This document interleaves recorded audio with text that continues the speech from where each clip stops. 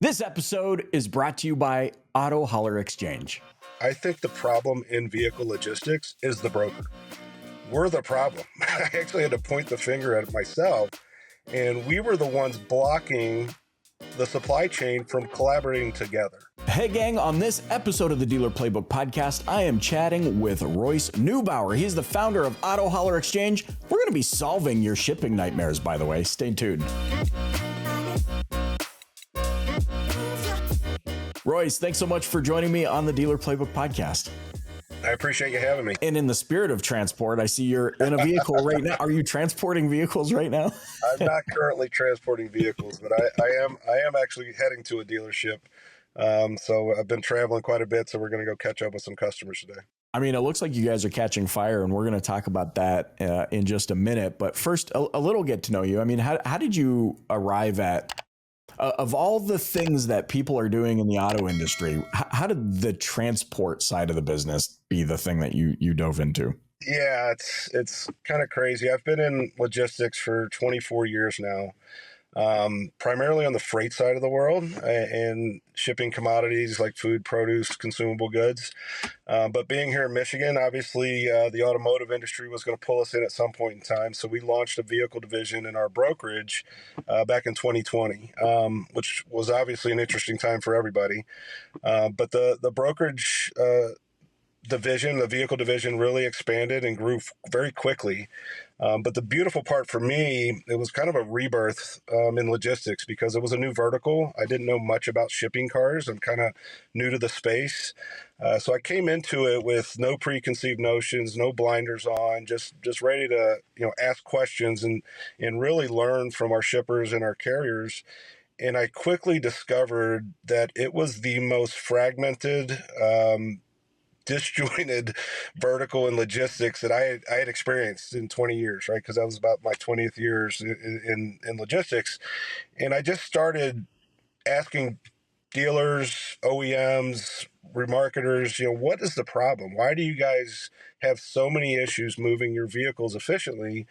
And they all came back with the same answer. We just can't find enough carriers. We feel there's a massive driver shortage. And then at the same time, I'm asking carriers the same question because here in Metro Detroit, we see auto haulers all the time. And I saw empty space on their trailers every day. And I'm like, well, if the shippers can't find trucks, why are so many carriers driving around empty? And we just started interviewing large fleets all the way down to mom and pops. And they were coming back telling us, we don't have enough opportunities. We don't have enough control to fill up our trailers. We're driving too many empty miles. And I'm sitting there I'm at a larger marketer. I won't mention their name. And I'm looking at the way they're moving cars. And it just, this light bulb moment popped. And I said, you know what? I think the problem in vehicle logistics is the broker. We're the problem. I actually had to point the finger at myself. And we were the ones blocking the supply chain from collaborating together. So I sat down with my team and I said, guys, here's what we're going to do. I think this is the vertical that we can build a marketplace to eliminate ourselves. We need to get out of the way. And my team just kind of looked at me with shock saying, what are you firing us? And I said, no, we're not firing you. Eventually, we're not going to be the broker anymore, but we're going to be collaborators to allow the carrier and the shipper to work together. So we went to work, started building product, was fortunate enough to get VC backing about 2 years ago to really lean in heavily on the engineering side. And we took our marketplace to several dealerships around the country back in December of 22, January of 23. And we launched with 4 dealerships, 2 here in Michigan, 2 in Wisconsin. And we basically said, guys, we want you to help us build the product. We want to give control of your logistics arm back to you. And luckily, we had some forward-thinking partners in the beginning that really helped us build the product. And over the course of 5-6 months, we weren't marketing. We weren't really pushing the product. We were trying to learn. Before we knew it, we had over 40 dealers in the product and around 1,000 carriers. And that was kind of our aha moment, like, okay, we're onto something. This is needed. This is people are searching for a new option. And really, all the dealer acquisition came through word of mouth, because cars were moving so much more efficiently through the marketplace, and dealers had the ability to communicate with drivers, and they really felt that they could expand their reach by having a network of carriers around the country. And what I mean by that is one of our first dealers that was in the product, 50 store brick and mortar, mainly in Wisconsin. They've been around for about 70 years. They had only operated in about a 6-state radius of Wisconsin that entire time. That's where they were buying cars, selling cars. And we know how the used car market's been the last few years. So they were running into issues buying from the same auctions. They couldn't find and source the vehicles that they needed. So once we were able to layer our marketplace over top of their network, they started buying and selling cars from Texas, California, Florida. Georgia was a big source of vehicles for them. And they've actually been selling cars around the country as well. We delivered a vehicle to a woman in Idaho that they sold a vehicle to off their website. So they were very excited about the ability to become a national presence because they had the logistics muscle to do so now. So, in the end, our goal was to truly just democratize the vehicle logistics world for carriers, to give them an opportunity to fill out their capacity, make more revenue, and eliminate that middleman from the dealer side, to allow them to see more resources and have more opportunities to work with more carriers in their network. You've said, I love this. You've said two words I love, and most recently, one of them is democratize.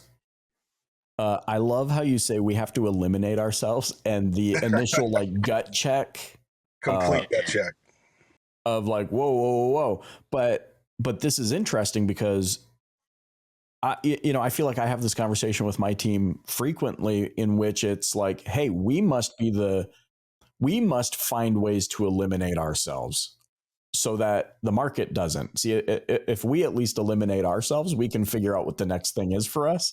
If the market eliminates us, we're kind of screwed. How do you think about that in terms of we're the problem, we need to eliminate ourselves? And how do you, as the visionary or the entrepreneur that's putting this all together, gut check yourself to make sure you're doing it strategically and actually not putting yourself out of business? Yeah, that's a great point. Like I said, I've been in logistics for a very long time, and primarily on the freight side. And since I started as a broker many, many years ago, I've never had that true comfortable feeling being the middleman, right? Because you're negotiating against your partners. I'm negotiating against my shipper to make a margin. I'm negotiating against my carrier to make a margin. But that's the brokerage world, and there's many brokers in many industries. So we were always driving for efficiency and transparency in the relationship, and we've grown our brokerage to become a very efficient, transparent product. But at the end of the day, I've always been searching for a vertical that the problems for both supply and demand were the same, to where we could find a solution to eliminate that middleman, right? And I think if you look in many industries, you can look at the housing industry, businesses like Zillow, right? Marketplaces like that have eliminated or affected, people that buy and sell homes, right? It gives you more opportunity, and that space is becoming more democratized. And the concept of the Amazon effect is real. Consumers want their products delivered to them, and they want them now. And if you look at the car industry, we didn't have that type of effect. The expectation to ship cars went from a 5-day window 15 years ago to a 3-week window today. And a prime example is I ordered my wife's car, and this was we were in the middle of building the product. And I was like, God, I wish this was live today, because my wife's car got delivered to a port, and it literally sat at the port for 4 weeks. And I'm calling the dealer. I'm like, why can't you get this car? I can see it sitting at the port. They're like, well, we're waiting on the carrier. Well, what do you mean you're waiting on the carrier? Why can't the carrier just go pick it up? I can send a truck in right now to go get that car. Well, you're not contracted with us. You can't. This just makes no sense, right? Where's the efficiency here? Where's the transparency here? And, it really drove home the mindset that, what, we need to open this up. there are people blocking resources. There are carriers, I guarantee you, sitting around that port looking for opportunities, and there's vehicles that need to be shipped. So, at the end of the day, when we started building the product, the first thing I said to our team was, whatever we build has to bring value to both the carrier and the shipper. And if we can't do that, we're going to fail at this. So how do we build this to where we're making the lives of the shipper easier, more efficient, more transparent, where they can see a cost savings across their network? And we're allowing carriers to fill up their trucks, drive less empty miles, and have an opportunity to grow their business. And we've really seen that happen within our product, where our dealers are telling us that they're saving an average of 15 to 20% on their logistics spend. And our carriers are telling us that they're seeing more opportunities than they've ever seen before. They're able to fill up their truck because they're not stuck in working with one broker here or one shipper there. They're seeing opportunities in their backyard that they never saw before because they're working directly with hundreds of shippers in their region. Hey, before we continue with this episode, I want to take a minute to thank this episode's sponsor, Auto Hauler Exchange. Brokers are overcharging and taking forever to ship vehicles. That's a fact. Auto Hauler Exchange is the solution. They eliminate brokers from vehicle logistics by connecting shippers and carriers directly through their online marketplace. Pretty cool. With over 5,000 highly vetted carriers on the exchange, dealers can turn vehicles quicker and open up entirely new markets for buying and selling vehicles. Sounds like a godsend.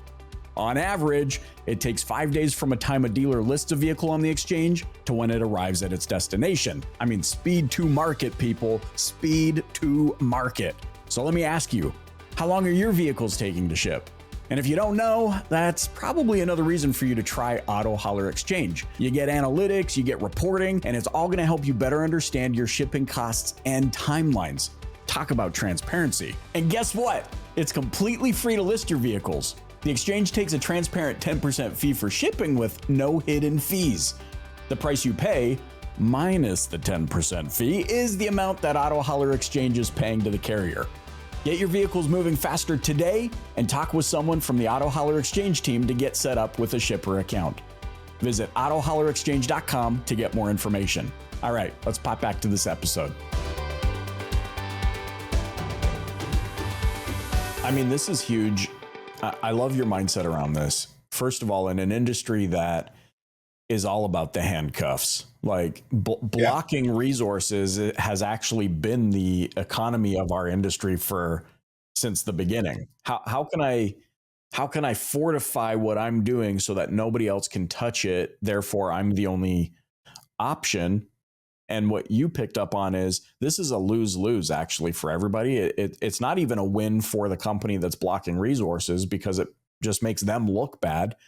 And just your mindset, very Zig Ziglar-esque, if I may say, like help others achieve success, you'll be successful in this concept of bringing value to both sides. I couldn't agree with you more. And that's always kind of been my mindset.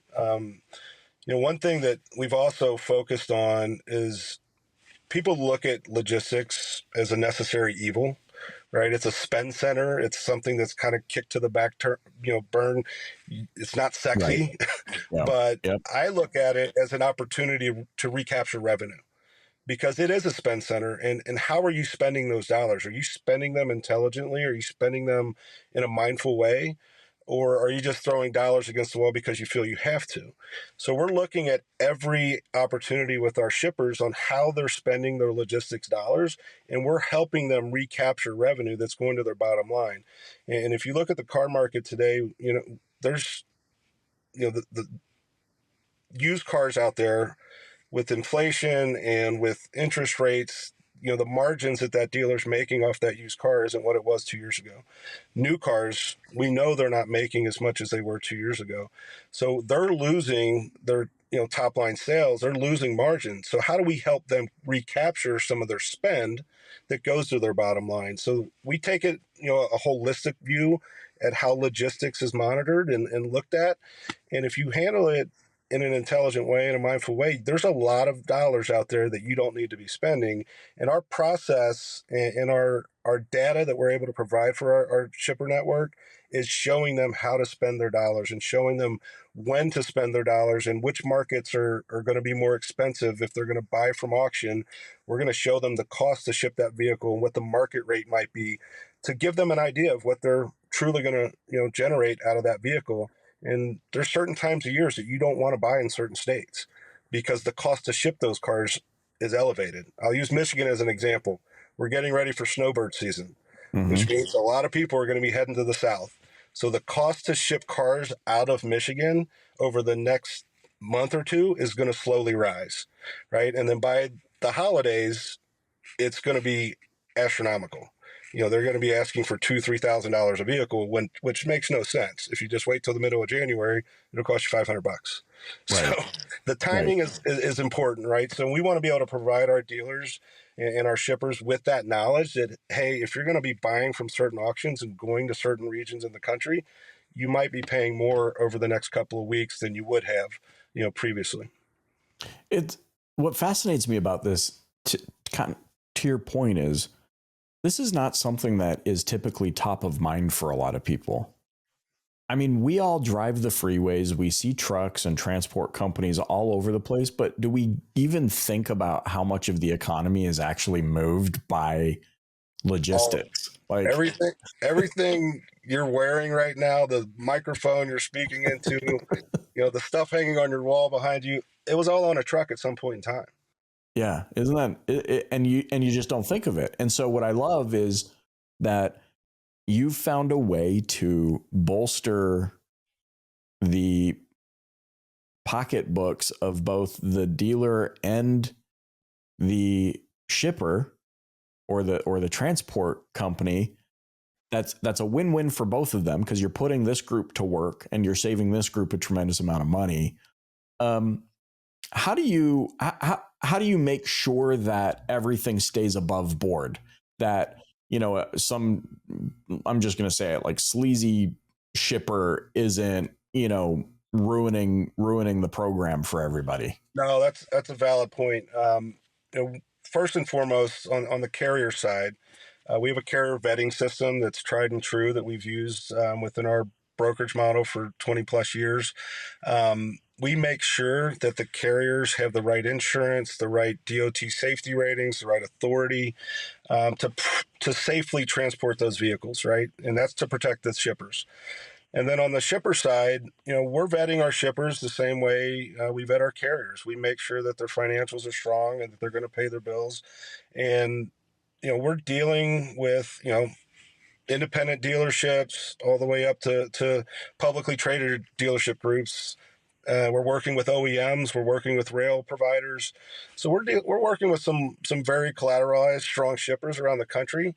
We do ship for consumers direct as well. We've had about 200 consumers just find us through Google.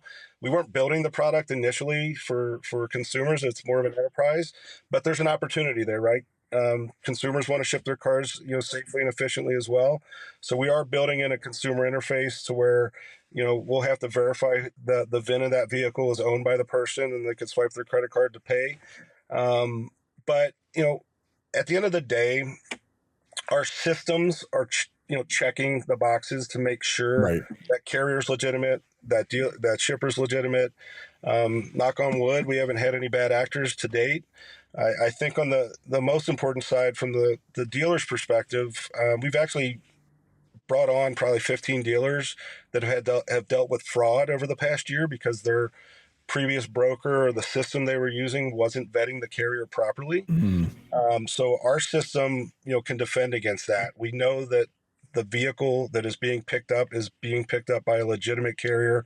We've got tracking systems in place where every shipment is tracked through the carrier's ELD system. We're partnering with different driver apps in the market that carriers use, where we can get legitimate inspection reports, get pictures of the vehicles, and track the drivers through their cell phones as well. So we're trying to put all the safety metrics in place that I've learned over the past 24 years in logistics. and just build that into the tech stack, right? And to give that peace of mind to the shipper, but it's also there to protect the carrier, right? If you've got proper pictures and you've got proper inspection reports, if there is a question when the vehicle is delivered, you're gonna be protected as a carrier because you did your job right picking up the vehicle. You took the pictures correctly. You've got the inspection report in hand, and these safety metrics are there to protect both parties. And we just want to make sure that we're providing them with all the right tools to really succeed within their logistics program. I love it. I've got one last question for you here as we wind down. In past episodes, I've interviewed Jesse Cole, the founder of the Savannah Bananas, that baseball team. And in that episode, he talked about how he's like, sure, you could, relate us to the Harlem Globetrotters of baseball, but we don't really think of ourselves that way. Where I'm going with this is, you guys are kind of the Uber of logistics. Is that a fair comparison? Like, you've democratized it, you've put people to work, you've made it easier for the shipper, and you're making it easier for the carrier. Is that a fair? It is a very fair assessment. It's funny you say that because I was presenting at a dealer conference yesterday, and I used the Uber effect to the cab industry, right? Where Uber really did democratize the drivers to pick and choose who they worked for and when they worked. It's interesting. Uber has tried this in the freight world. Uber Freight is the fourth largest brokerage in the country. They do a great job, but freight is so diverse and there's so many moving parts. It's really difficult to democratize something that's that big. And the reason we really focused on vehicle logistics is because it is siloed. The carriers are doing the same thing, whether they're picking up at an OEM or picking up at a rail or picking up at a dealership or dropping off to a consumer. The shippers were all dealing with the same issues and the same headaches. So we feel that we have, given that Uber effect, I guess, to the vehicle logistics world. And at the end of the day, it comes down to the end customer experience. We all want the best service at the best price at the quickest speed, right? And we feel the value that this product is bringing to the end customer is helping everybody succeed, from dealership to OEM to rail to carrier to consumer. And that's been the beauty of the growth over the past 15, 16 months as the products really come along, is seeing the success across the entire network for all parties. Yeah, that's awesome. This is enlightening. I'm not going to lie. It's not something I think car business. I'm not thinking about logistics, but I don't know why I'm not, because you've just pointed out literally everything I'm surrounded by in my life happened through transport. But this has been very enlightening. Royce, how can those listening or watching learn more about Auto Hauler Exchange? Yeah, our website is www.autohaulerexchange.com. And if you have any questions, you can reach me directly at Royce@autohaulerx.com. Love it, man. Royce, thanks so much for joining me on the Dealer Playbook Podcast. I appreciate you for having me. Hey, thanks for listening to the Dealer Playbook Podcast. If you enjoyed tuning in, please subscribe, share, and hit that like button. You can also join us and the DPB community on social media. Check back next week for a new Dealer Playbook episode. Thanks so much for joining.